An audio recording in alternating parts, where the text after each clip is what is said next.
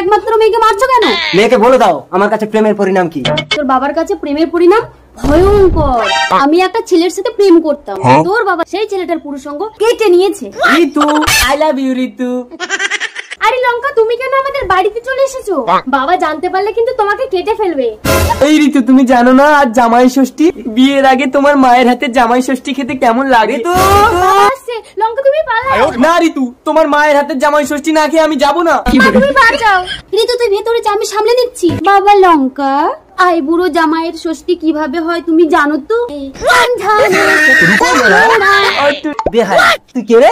লঙ্কা লঙ্কা লঙ্কা লঙ্কা, তুমি খেতে রান্না করে খেয়ে নেবো। এই ছুরিটা আনো তো। বাবা, এ তুমি কি করেছো? আমার লঙ্কা নষ্ট করে দিয়েছো। লঙ্কা তোর? এই তাহলে তুমি কেন নাচানাচি করছিলে?